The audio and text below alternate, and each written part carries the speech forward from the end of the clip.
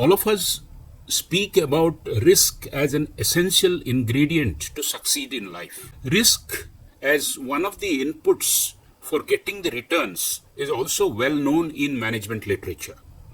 However, most of the time risk is taken to be akin to entrepreneurial risk, that is doing a business or leading an enterprise to new areas, new domains, new types of business. All these are discussed at length, while we assume that others do not take risk and others are required to operate based on the guidelines provided to them.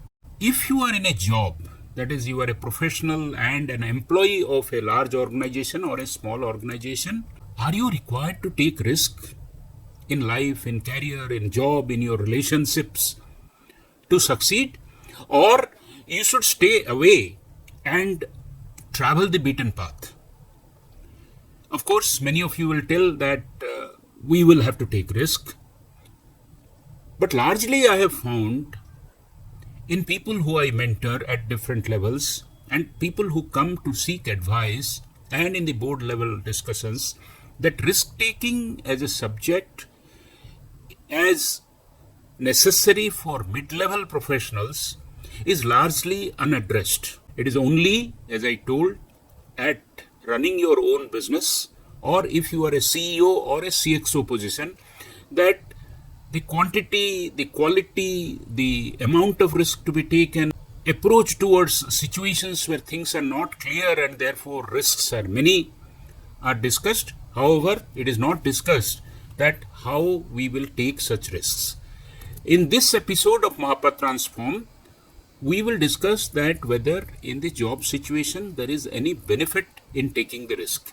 If we consider general risk taking, there are few benefits. That is, you learn and grow only in taking risk, that is getting into an unknown area so that you develop new skills of survival which are not available as part of the organizational training in a job situation.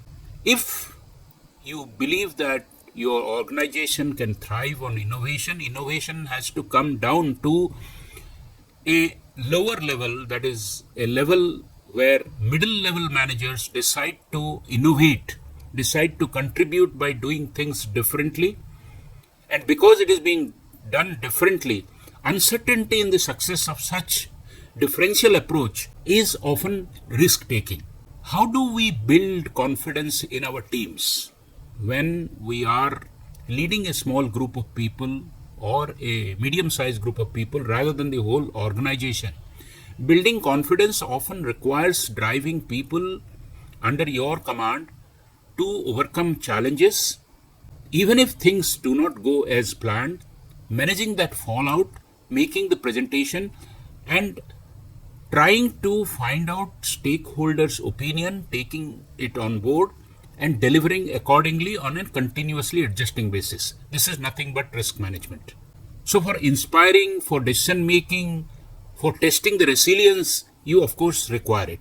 What is the benefit of it is, first of course, is the career advancement. I have seen in my own life, whenever we used to test people for their suitability for higher positions, we always used to find out whether he has done or she has undertaken projects which were risky, which were off the beaten track. So your risk-taking ability, even if you are in a job situation, could get advanced only when you can showcase your willingness to step up and be accountable, take views which are different.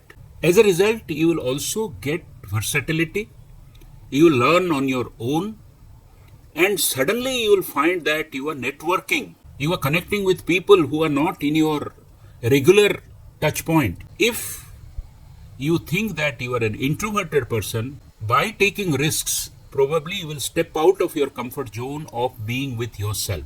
It will of course lead to recognition and rewards. The risk that we are talking, always differentiating what is your risk appetite and how can you take calculated risks. Calculated risks is not a hasty decision. So when you are in the middle level of your career, always remember, give a little more time because you will have to be accountable more for your failure. Do take those risks, but try to consult around, try to document, and try to federate with many people about the possibilities of failure and how to manage them, so that when failure actually comes because of a risk, you are prepared for it, and the impact of such risk, which is generally a negative one, could be mitigated. You always have to test what is your company and organizational culture. You can take a little bit delta over that, but you cannot take a position or a risk which is widely different from the company's culture and the initiatives that the current management is taking. While risk taking, always keep a balance. Depend on the feedback loop as much as your own reflection and self-analysis loop.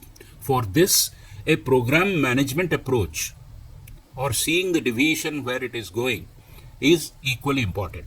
So risks in a job setting is very important. All of us must take risk, but the nature of such risk will always be different from what we take as entrepreneurs or as absolute top level or senior level leaders. Thank you very much.